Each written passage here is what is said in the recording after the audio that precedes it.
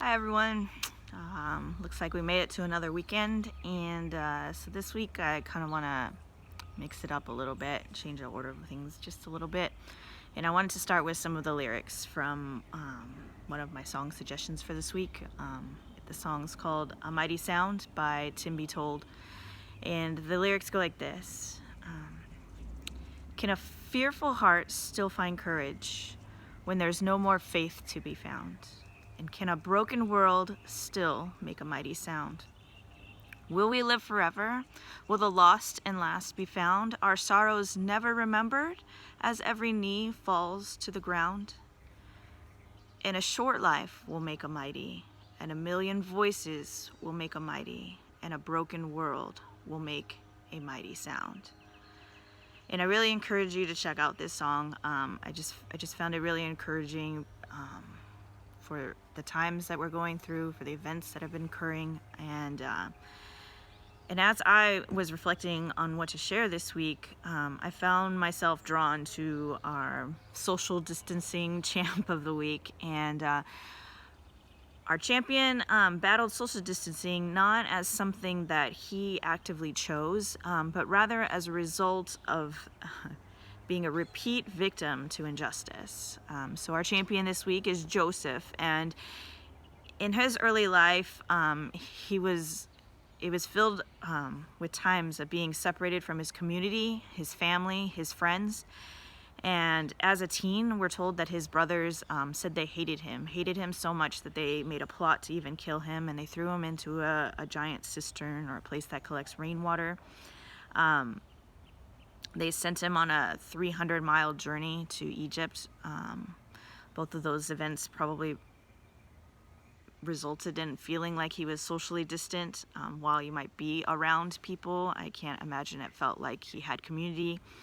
He eventually finds himself in a jail, and while he was in charge of the jail, it doesn't really seem like he had cellmates or fellow jail people until the cupbearer and the baker came, and they quickly left. But after they left, he had 2 more years of social distancing, again, from the community that he knew. And while he did have work, and he was going, I guess, as being a jailer in charge of the jail, I can't imagine that he felt connected, right? But I picked this story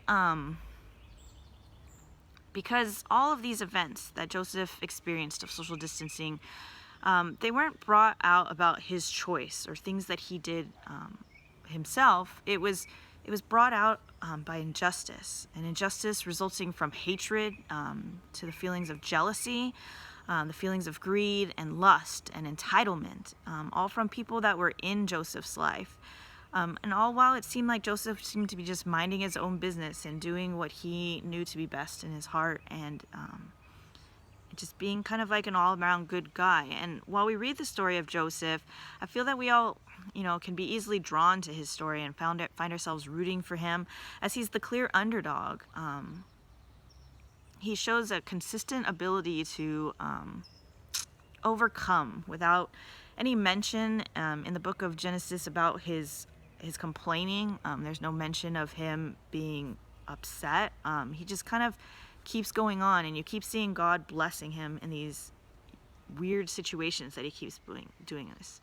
And yet, despite all of these amazing things that Joseph has done, and about all of the injustices he overcame, the author of Hebrews has this to commend him for.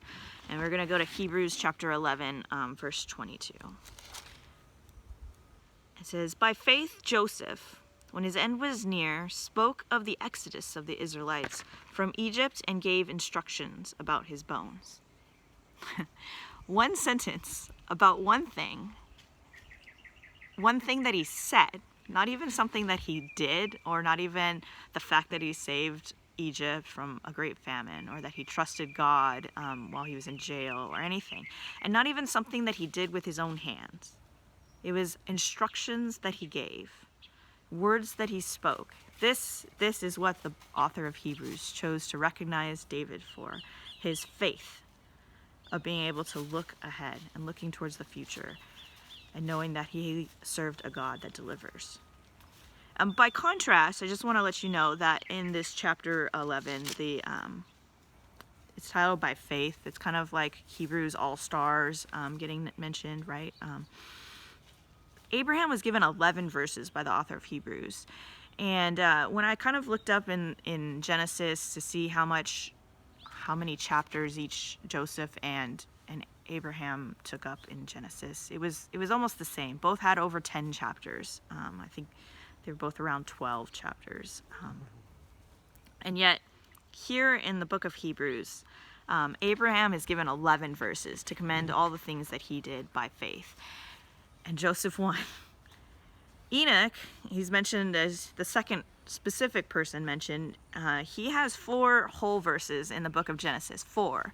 And yet he gets 3 verses here in the book of Hebrews. So this kind of got me thinking, right? These are very different stories with very different results from what you can see how the author of Hebrews regarded them.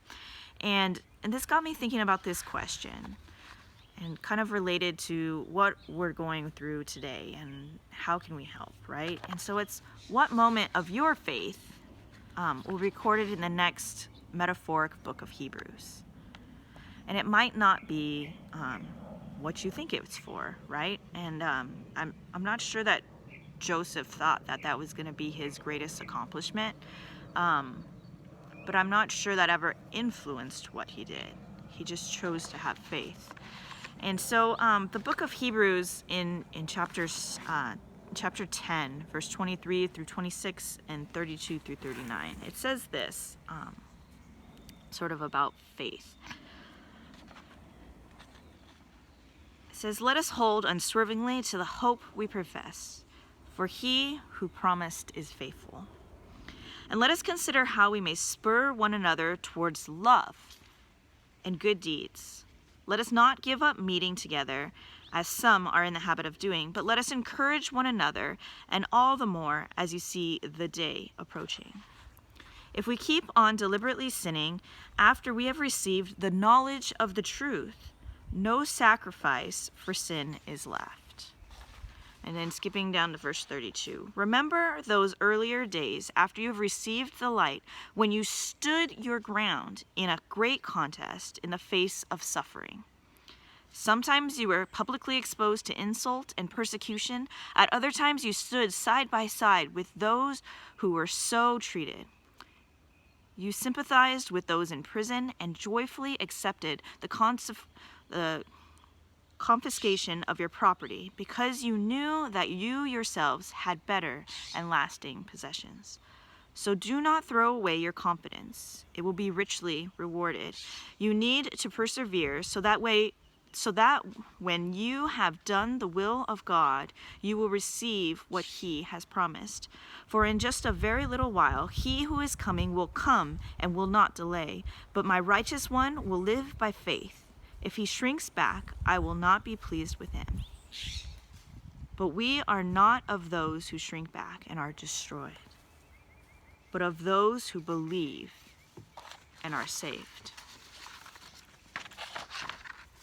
During this uneasy time where we are seeing the injustice in the world, we must do as the book of Hebrews tells us here.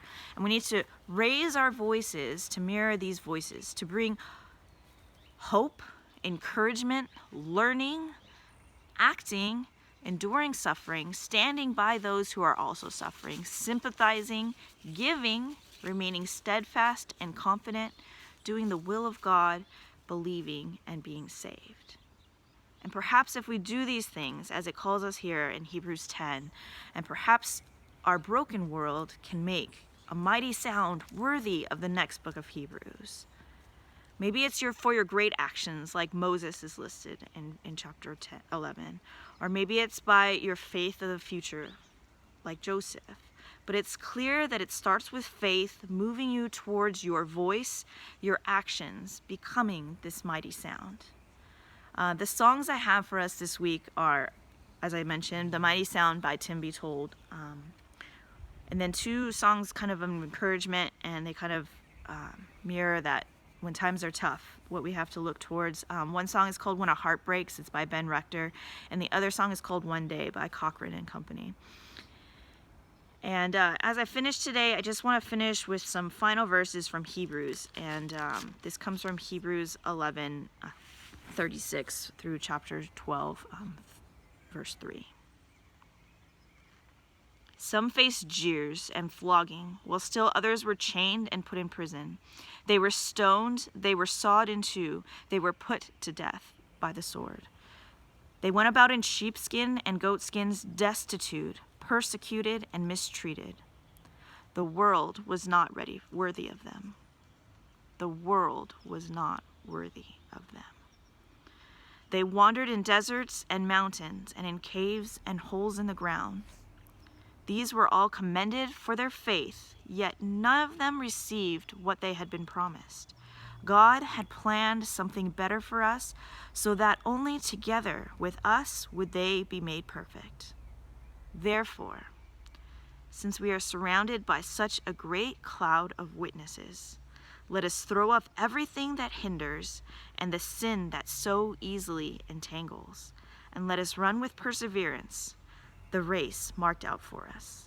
Let us fix our eyes on Jesus, the author and perfecter of our faith, for who the joy set before him endured the cross, scorning its shame, and sat down at the right hand of the throne of God.